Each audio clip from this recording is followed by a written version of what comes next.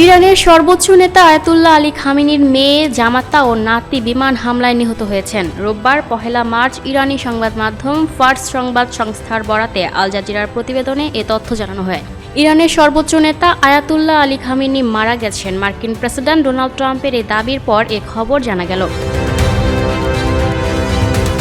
Truth সোশ্যালে Trump লিখেছেন, Khamenei ইতিহাসের অন্যতম দুষ্ট ব্যক্তি মারা গেছেন। এটি শুধু ইরানের জনগণের জন্য ন্যায় বিচার নয়, বরং সারা বিশ্বের বিভিন্ন দেশের সেই মহান আমেরিকানদের জন্য ন্যায় বিচার, যারা খামেনি ও তার রক্তপিপাসু সন্ত্রাসী দলের হাতে নিহত বা ক্ষতবিক্ষত হয়েছেন। তিনি আমাদের গোয়েন্দা ও অত্যাধুনিক ট্র্যাকিং ব্যবস্থার নজর এড়াতে পারেননি এবং ইসরায়েলের সঙ্গে ঘনিষ্ঠভাবে কাজ করে আমরা নিশ্চিত করেছি যে তিনি বা তার সঙ্গে নিহত অন্য নেতারা কিছুই করতে পারেনি। ট্রাম্প আরও লিখেছেন, এটি ইরানের জনগণের জন্য নিজেদের দেশ পুনরুদ্ধারের সবচেয়ে বড় সুযোগ। আমরা শুনছি যে তাদের আইআরজিসি, সামরিক বাহিনী এবং অন্যান্য নিরাপত্তা ও পুলিশ বাহিনীর অনেকেই আর যুদ্ধ করতে চান না এবং আমাদের কাছ থেকে নিরাপত্তা চাইছেন। তিনি যোগ করেন, যেমন আমি গত রাতে বলেছি, এখন তারা নিরাপত্তা পেতে পারে, পরে তারা শুধু মৃত্যুই পাবে। আশা করা যায় আইআরজিসি ও পুলিশ শান্তিপূর্ণভাবে ইরানি দেশপ্রেমিকদের সঙ্গে একীভূত হবে এবং একসঙ্গে কাজ করে দেশকে তার প্রাপ্য মহত্বে ফিরিয়ে আনবে। তবে ইরানি কর্মকর্তারা সর্বোচ্চ নেতার নিহত হওয়ার দাবি অস্বীকার করে একে